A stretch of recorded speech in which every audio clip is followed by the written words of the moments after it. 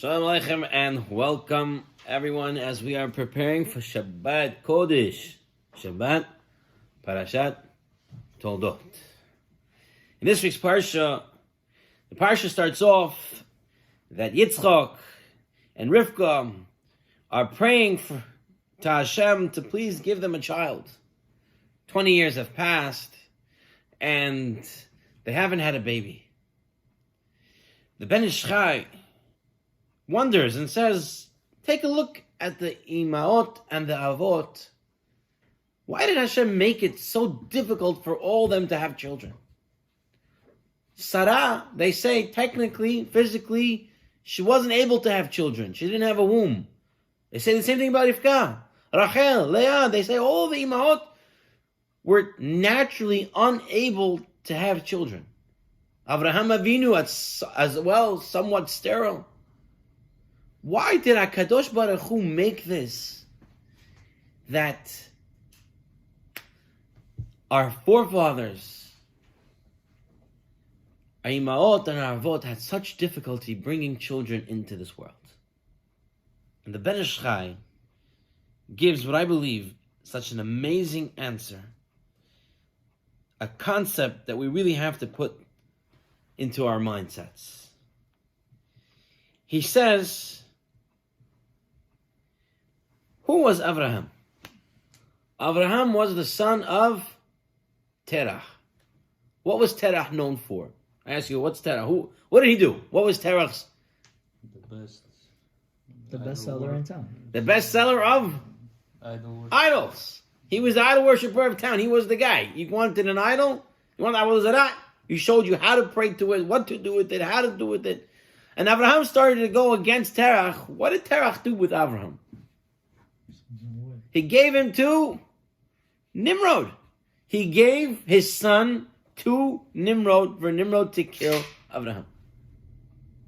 That means you're going against the whole religion. You know, understand? Everybody was doing Avodah Zarah, and this guy's coming around.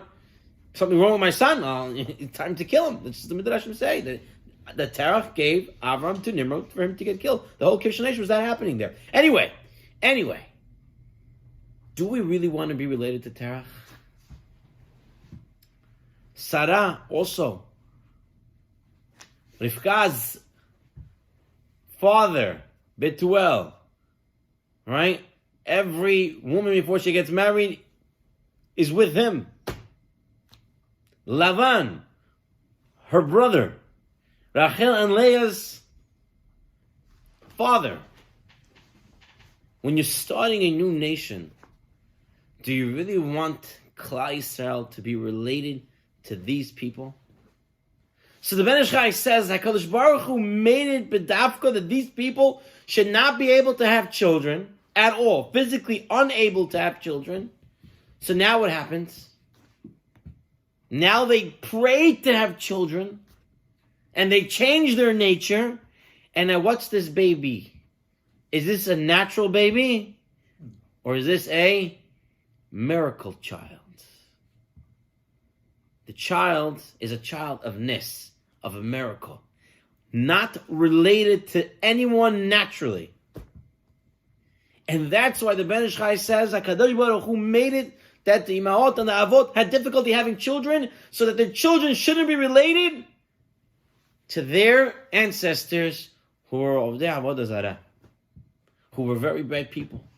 In this way now, the children of Israel, the Jewish people, are not related to anyone else. Right? We have Bil'am.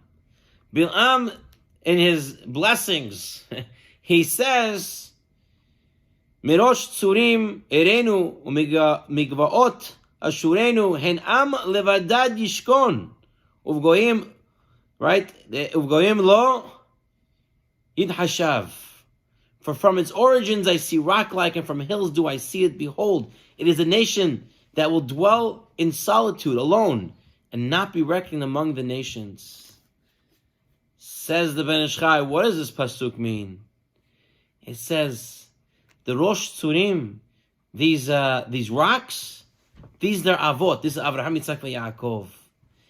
And umigvaot ashurenu. Who's the migvaot? Who are these hills? These are our mothers. All of them were like hills and rocks. What's hills and rocks? They don't produce children. That was our fathers, our forefathers, Avraham, Yitzchak, Yaakov, Sarah, Rivka, Rahim. They were like hills and mountains, like Bilam says. And because of that, that's why they're able to sit alone. That's why they're able to sit alone, because we are a nes. We are a miracle. We're not related to the other nations of the world. They say, we know the story in Tanakh, Hannah, unable to have children. Right? She prays. Eli HaKohen sees her, thinks she's a drunkard, right? Yada, yada. Finally, she has a child. She promises, I'm not going to enjoy the child and play with him and this and that. I'm going to bring him to the Beit HaMikdash. She brings him to the Beit HaMikdash at 2 years old. Bring him to the Beit HaMikdash at 2 years old. And she wants to present him to Eli, for Eli to take him on and start to teach him. And comes a question in the Beit HaMikdash as she's waiting there.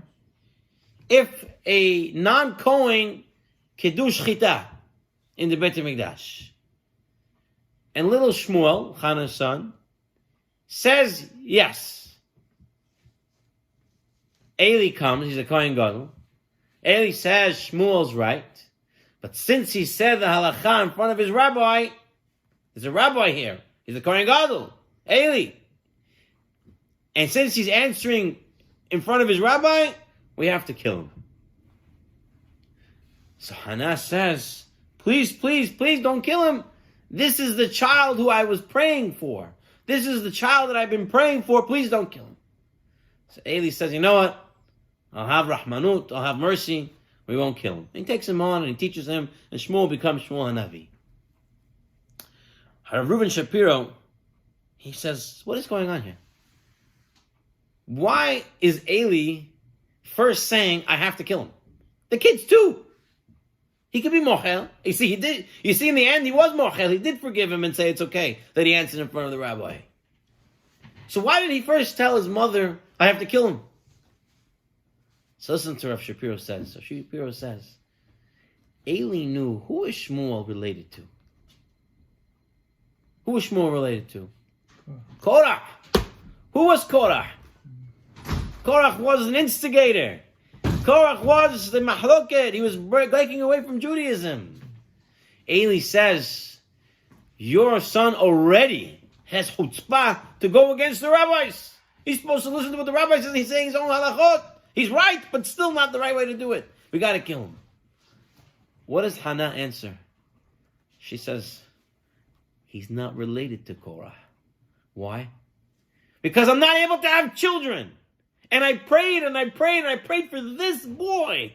There's my prayers that made this boy come. He's not related to Korah. He is a miracle child. He has no relationship to Korah. That's right. Korach saw, he didn't know what he saw. He didn't even realize that Shmuel, technically, he's not related to him, although it is from his lineage. But there's no physical connection to him. This is the idea. The idea is, sometimes things look so bleak, right? It looks so bad. Can't have children, can't have this, can't have that. And a person thinks it could be terrible. But in the end of the day, sometimes these things, like the mothers being all sterile, unable to have children at a natural level, that led to the creation of Israel being separate from the rest of the world. He brings over here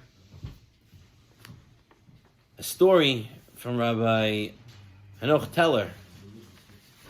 And he says as follows, it's a true story that happened at the end of World War II. There was a concentration camp by the name of Bergen-Belsen. It's infamous because over 1 million Jews were slaughtered at that concentration camp. 1 million. Imagine that number. And it was the final days of the war. The English were already coming in. And the Nazis, the Germans, knew this. And they were worried, what would the English do to them, you know? So they told all the prisoners that we want you to say good stuff about us. So today we're going to be administering extra bread, rolls, and soup. And now everyone got online and they were starting to give out bread. Roll after roll, everyone got one. A bowl of soup and one bread. This you never got throughout the whole war. Now they started giving it. And one Jew who already for the past 5 years been through so much trauma, so much everything, he just wanted to eat. He even thought freedom, if you would have given him a choice between freedom and food, he would choose food. That's how hungry he was. And so the day that came that these Nazis started to give out these rolls, he got online and he saw they had 7 rolls left. And he was exactly the 7th person from the table. He gets there, he gets the final roll. He takes it, and as he walks away, he sees the Nazis come back with another whole bag of rolls. Realizing they don't know who got it, who didn't get, he goes back online. He goes back online, he waits his turn, and he gets another roll. He's hiding both of his rolls on him, and he starts to walk away. As he's walking away, some of the Russian soldiers who were prisoners of war in the concentration camp over there walk over to him and tell him, Jew, we saw what you did. Maybe the Germans didn't, but we did. And we're about to take both rolls off you. They take both breads from him and they start to beat him up. And he's already just bones, skin and bones. And he says, they beat me up like completely, and I thought I was going to die. He says, I started diving to Hashem, and I said, how could it be? 5 years I lasted in this camp. My whole family died. Why couldn't you? He says, Hashem, why couldn't you kill me when my family died? To die with them. Now I have to die because of these 2 Russians who are taking my bread from me. And they beat him up, and he blacks out. He blacks out. He says, I thought I was dead, but I woke up in the morning, and the first time in the past 5 years that I saw sunshine. The Nazis used to wake them very early, put them to labor and stuff like that. He says, I get the sunshine, and I just don't hear anything. Nothing. No sounds. I start to walk around the camp, and everywhere I'm walking, there are dead bodies. I see no Germans. All the Germans ran away. And he says, I'm looking, and I see the 2 Russians who beat me up, dead on the floor. And then I realized, he says, that all the breads and all the soup that the Nazis gave were all full of poison. And I took 2 breads, and I thought these Russians were killing me. They took my breads and everything. And he says, in the end of the day, what happened? What happened? He survived. He didn't end up eating the bread, and he survived. Sometimes what you think is the worst thing turns out to be something that can save your life. I saw from a Moshe Meir Weiss Shlita, he says, in this week's Parsha, you have that Yaakov goes to steal the berachot, goes to steal the blessings. Right? Rivka sent him to go get the blessings. And then Esau finds out and he hates him. And Moshe Meir asks the question. HaKadosh Baruch Hu, Hashem, you made twins, Yaakov and Esau. And we're told that Yaakov was made first. He was formed first, whatever that means. Yaakov was holding on to the heel of Esau. Hashem, why couldn't you make it that Yaakov came out first? That's it. Hashem can do anything, right? Why have Esau hate us? Have Yaakov come out first. All's going to be good. Yitzchak will give the bracha to Yaakov, which is meant for Yaakov. Yaakov wouldn't have to do any sneak arounds.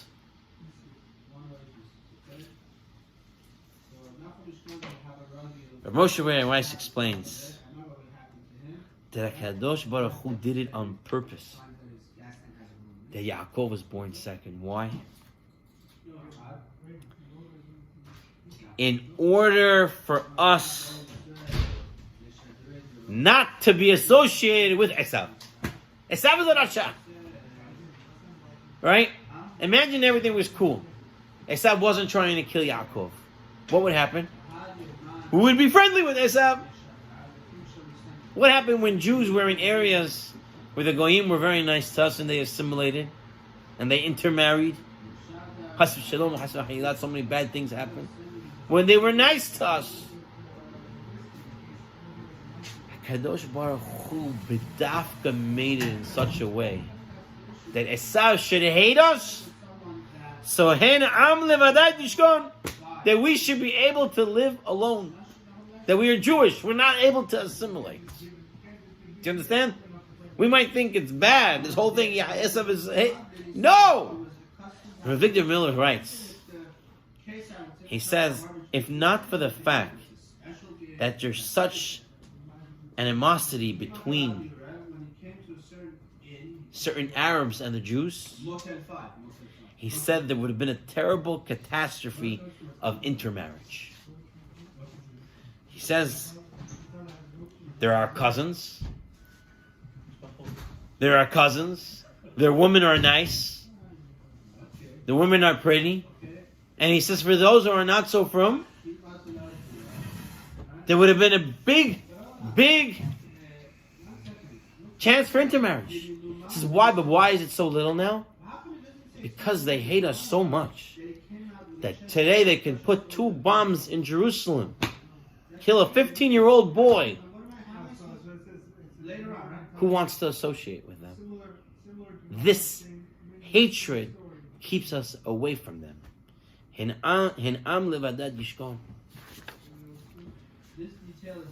Not only that, imagine Esav was born second. Imagine Esav didn't hate us. Imagine everything was good. Would Yaakov ever run away to Lavan's house? No. Yitzchak would have gone and sent his servant to go find a shidduch for Yaakov, like Abraham did for Yitzchak. If everything worked out right, Rachel would come back and live with Yaakov. Just Rachel. When Eliezer went, he didn't go and get Rivka and 3 other girls. He didn't do that. He got 1. If Yaakov didn't have to run away from Esav, they never would have been the 12 tribes of Israel. Because the fact that Yaakov had to run away to Lavan, he met his Rachel, his intended one, and then he had 3 other wives. And then Shiftei Kah came out. So what Yaakov may have thought was a tragedy, that Esav was fighting with him, and he had to run away, and all that. In the end, what was it? It was the creation of Israel. I said it many times, but there's a famous story on the same topic, that there was this European Jewish immigrant to America, and he wanted to get a job. So he was looking in the Jewish classifieds, and he saw that a shul had a job, the position of a shamish, person to come, clean up, set up, do things. So he went and he applied for the job. So they interviewed him, and during the interview they asked him, do you speak English? He said, no, I'm new, I speak Yiddish, whatever other language he knew, Polish, Russian. They said to him, well, if that's the case, you can't read and write in English, we don't want you here. And he didn't get the job. So what did he start doing? He needs to make money. So he started to buy some knickknacks, toys, different things like that. And he started with a push cart in Manhattan, in the streets of Manhattan. And he started to sell on the streets. And he started to make money. So much so, he was able to afford another push cart. And he hired someone to sell for him the other things. He ended up having 5, 6, 7. By the time his business started to pick up, he was able to have all over until he made himself to his own company. And he started being a distributor of toys and knickknacks and stuff like that. So much so that he once ended up with a big toy company and he was signing a contract with them. And he came there and he had his lawyer read to him everything that was on the papers. And he had the lawyer sign for him. So the lawyer and people from the other company said, 1 second, you're not able to read yourself? You can't read English? He said, no, I can't read and I can't write in English. They said to him, wow, you're such a rich guy. Imagine if you did know how to read and write in English. Imagine what would you be? He says, I know exactly what I would have been. I would have been a Shabbos cleaning and fixing things. And I never would have been. Sometimes what we think, this is the worst thing, it's a terrible thing. Adarabah. It's exactly the opposite. And that's why the Imahot and the Avot didn't have the ability to naturally have children. In order for us to be the miracle nation, not related to anyone else. Okay, let's move on to our second lesson from this week's Parashat.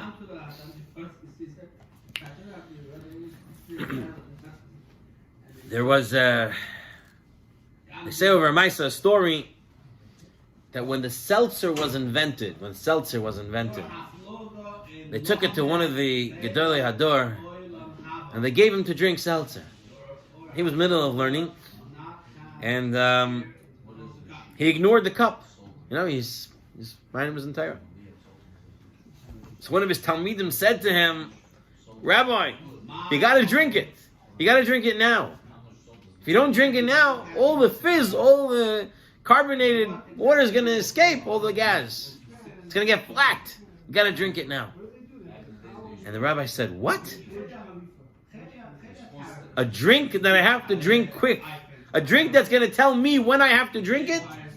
This drink I don't have nothing to do with. What's going on? Why is he refusing to drink seltzer? If you remember, Friday night, we said over a true story with the Rambam. Right? The Rambam, Maimonides, famous doctor in Egypt, and other physicians and psychologists said that they can train animals, cats, to behave like humans. And they spent the whole year training the cats to become waiters and this and that. And they invited the Rambam and the waiter with the bow tie, the coat, the towel and everything. He invites him in, sits him down, offers dinner. And then they say, see Rambam, we can do it. Rambam says, sure. And then he pulls out a mouse, puts it out. The mouse starts to run. And everything the cats had in their hands, all the trays of soup, to the ground. The cats jumped out of their bow ties and jackets, and they run after the mouse. The way we explained it is that people are like this cat. When they see a mouse, they react to it. What's really going on? Why are people running after this? I remember when Rosh Hashiva Rav Belsky would explain, he says some people think there's no more slavery in the world, right? There's no slavery. Jews are not slaves in Egypt. There's no slavery. He said you should know that there's more slavery today than there ever was. Why? Like Rav Sion is saying, why? Not just to the money. Rav Belsky's mashal was like this. He says, today people are slaves. His example, his dogma was potato chips. Why? 12 o'clock at night. This is mashal. 12 o'clock at night. The person knows eating these things right now before he goes to sleep is probably the worst thing he can do. But what is he going to do? He sees the potato chip. He has no ability to control himself. He's going to eat it. There's so many desires in life, like money. Person knows he shouldn't be working now. He shouldn't go. He has to take care of his health, do his things. But he's going to... His instincts, his natural instincts, are taking over his ability to use his brain, to use his intellect. Who is being sholet ahu? Who is having more control? Is it your desires or is it your intellect?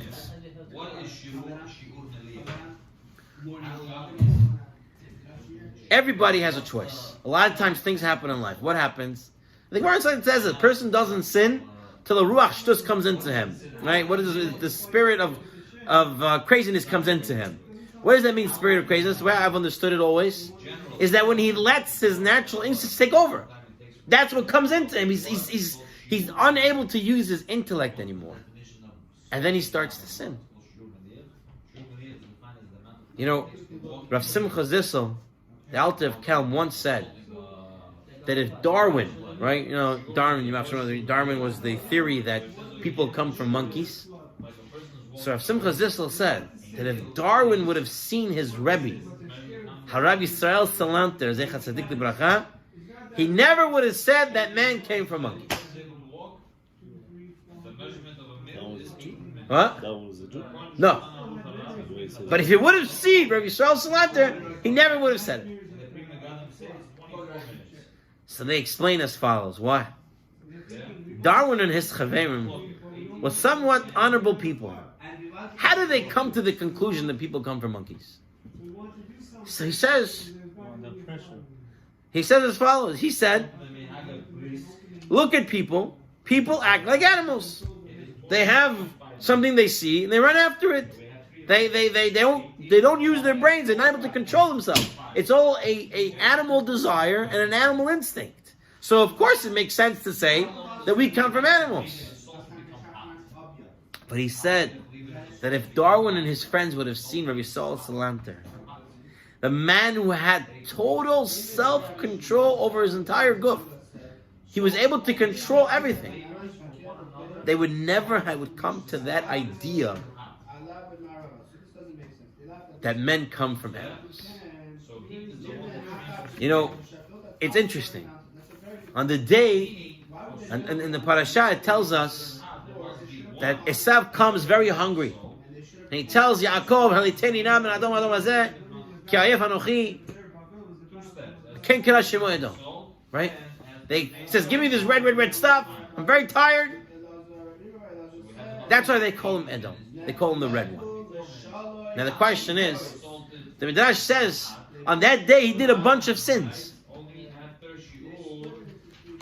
He did Arayot. He was with someone he shouldn't have been with. He killed someone. He said there is no Hashem. No Tchiyat HaMeitim, right? Is that the one?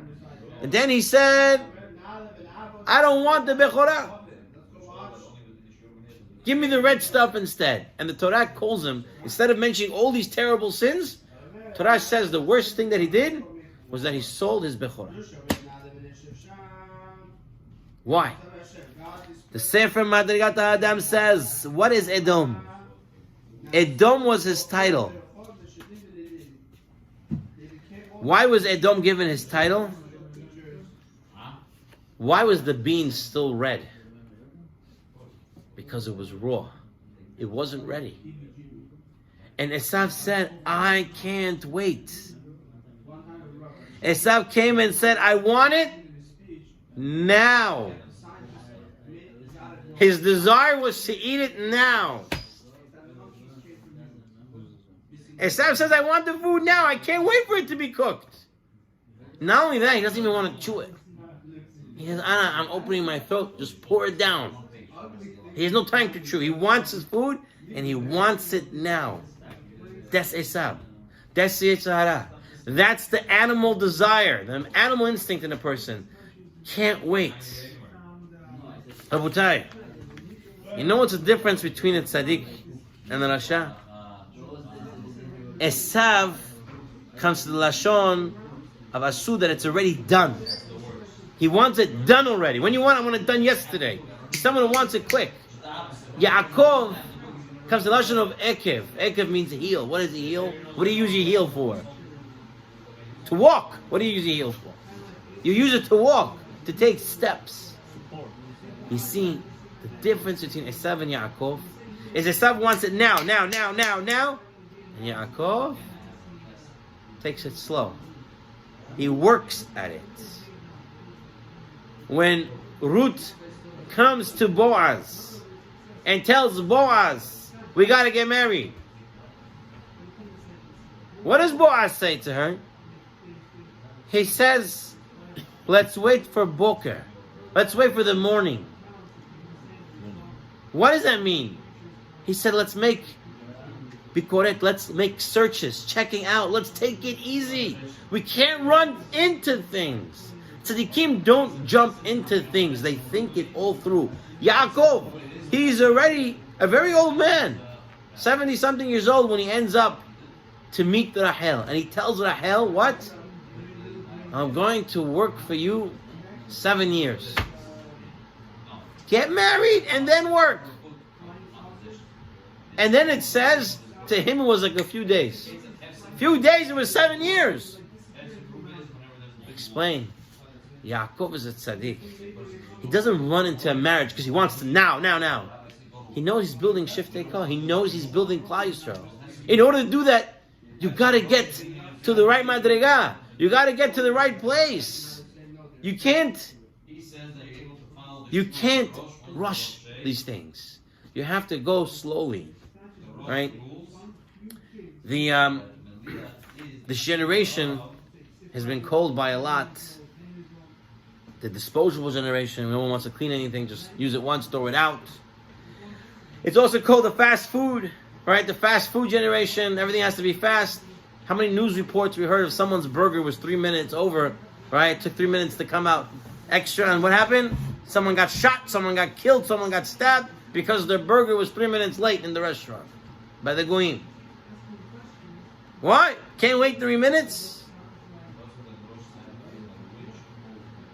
Some people, they want to learn Torah. How they want to learn Torah? They want to know the whole Torah and get the certification and everything in 6 months.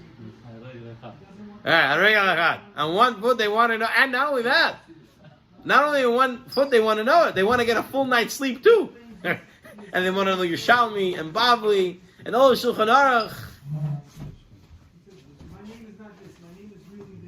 Yaakov Avinu and Esav is this difference. The ability to wait. The ability to work. Esav comes and says, I'm tired. Tired of what? I'm tired of waiting. I'm tired of working. They finish elementary school. Esav says, I'm done. He goes out to the Sadeh. Yaakov says, I'm not done. I'm going to learn more. I'm going to go back. He takes it easy. He takes it slow. But he keeps going and going and going. But Esav is ayef. He's tired. He wants it now, and he's not willing to work anymore. They say, Rav Galinsky once saw Rav Shach in his older age. And he saw Rav Shach was running. And Rav Shach was an older man. So Yaakov Galinsky said to Rav Shach, why are you running? What did Rav Shach answer? Rav Shach said, I'm running because I can't walk. He says, I cannot be tired. If I'm going to be tired, it's over. A person has to be akev, is to keep working. Yes, he has to walk in madrigot. He has to go up level by level. There was once a child prodigy, a geni, very smart child. And he knew all the Torah from a very young age. And when he came to America, he became Rosh Hashiva here. And when he's here in America, he once saw children playing outside with games and bikes and this and that.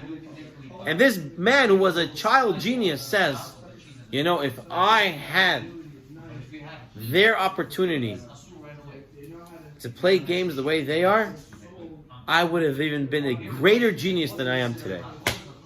I said, how? He says, because life is not about skipping steps. A lot of people want to skip. I want to be I want to finish high school already. I want to finish college. I want to do college in 1 year. Whatever it is. People just want to do things fast. That's not the way. You have to keep doing. And so from this lesson, we learned two ideas. Number one idea is you have to be in charge. Your intellect has to be in charge. Not everything has to be now, not your base desire. But at the same point, on the other side, you cannot be Esav and say, I'm tired and I want it now. But rather, you have to keep walking. To be Yaakov, keep walking. Or if needed, run. But do things step by step by step. Okay, let's move on to our final lesson from this week's Parashat. How about the one character, Zirizut? Yes, zirizut, alacrity, doing things quick. What does that mean?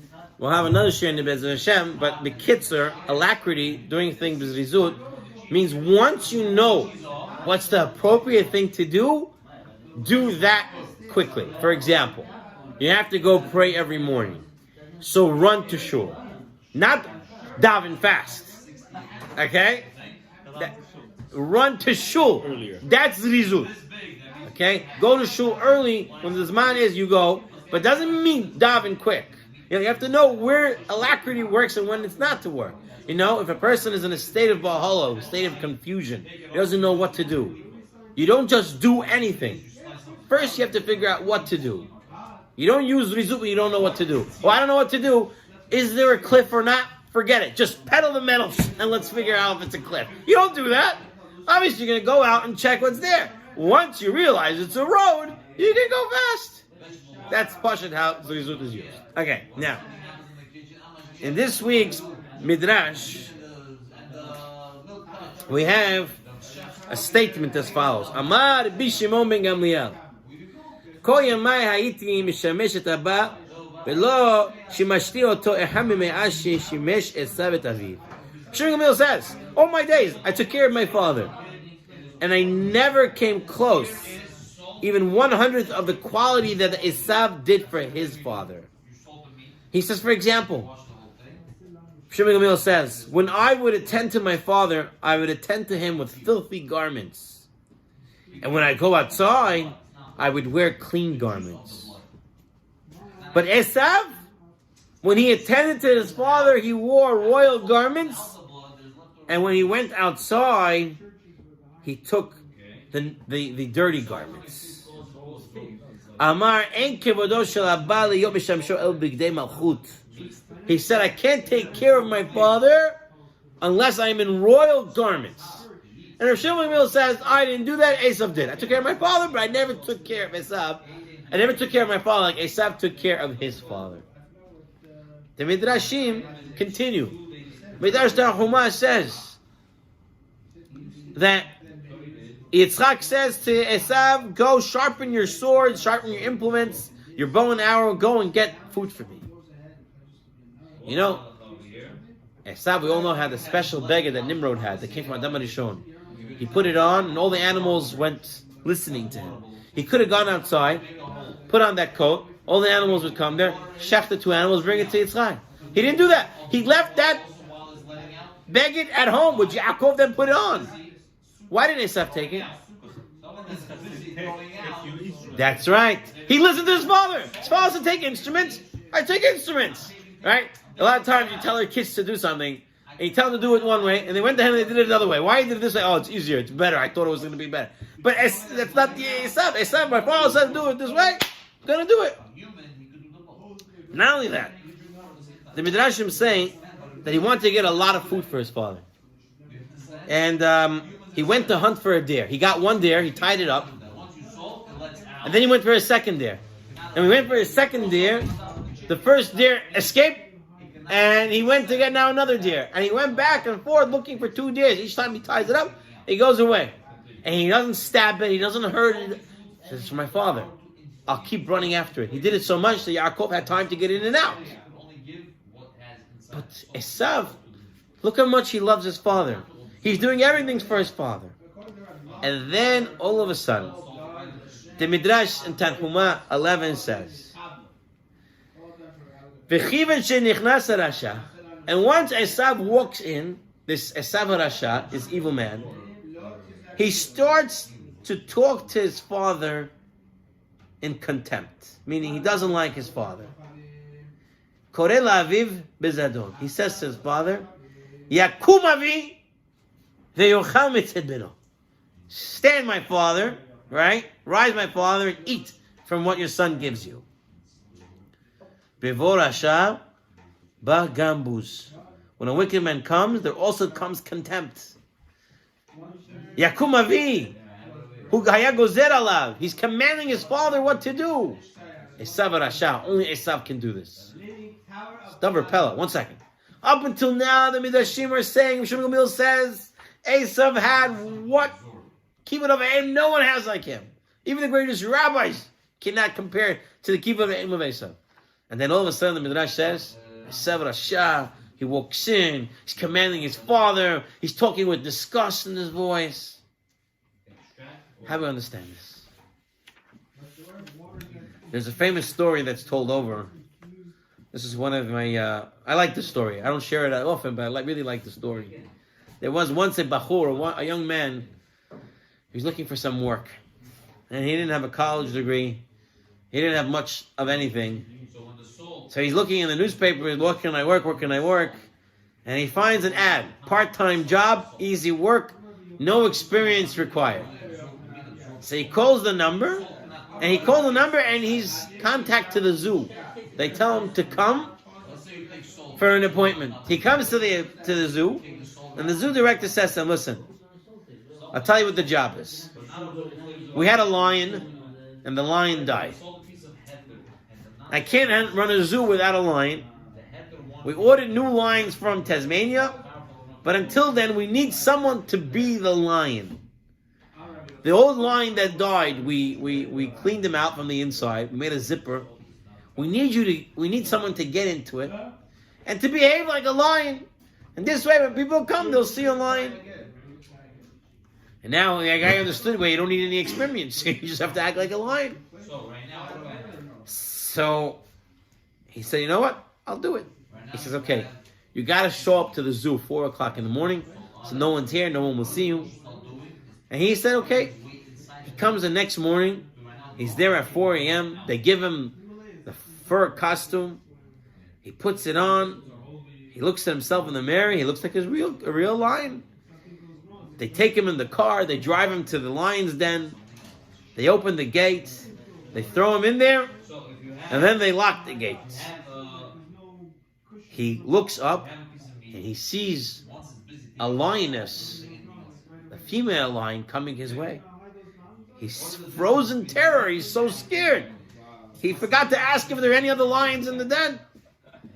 So as he's coming closer and closer, he screams out, Shema Yisrael.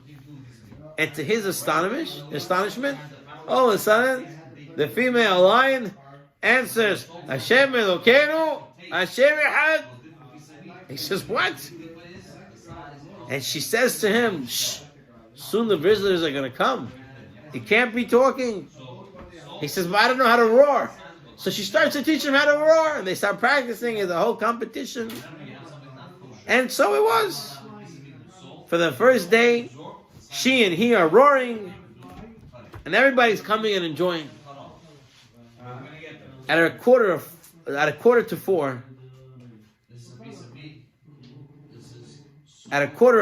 to four, someone comes into the zoo director's office. And he comes with the small children. He says to the director, I'm going to tell all the newspapers what is going on here. I'm reporting you to the news. You're tricking the public. You're committing fraud. The director says, what? Calm down. What are you talking about? He said, today, my children came to the zoo. They wanted to see the lion. I took them to the lions. He says, good. I'm happy. He says, we came to the lions. And right when we got there, I heard one lion telling the other lion, shh, people are coming.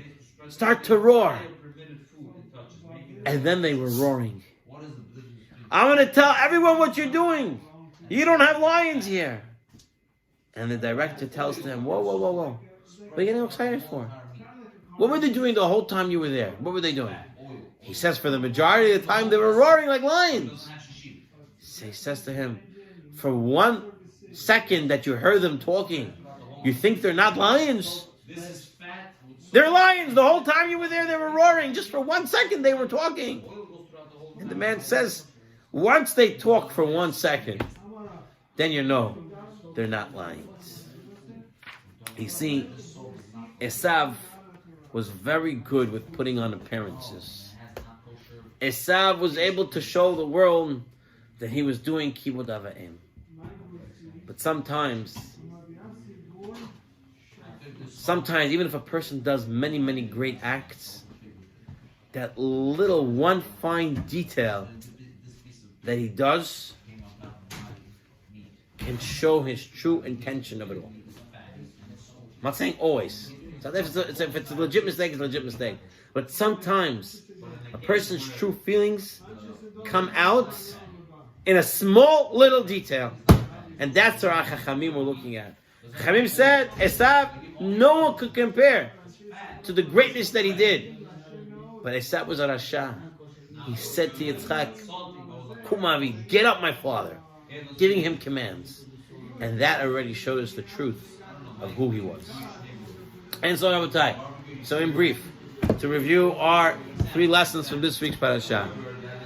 Lesson number 1, bad things are really good. Can be really amazing. A person just has to have full emunah in a Kadosh Baruch Hu. Our second lesson from this week's Parashat was we have to get in control of ourselves. And we have to never stop working. And our third and final lesson is to be careful when we're doing good stuff to make sure that every detail really comes out good. Because if not, it might really show that we didn't want to do it the right way, or we didn't have the proper intentions of doing it. And so with these lessons, I'm wishing everyone a Shabbat Shalom. Toda Rabah.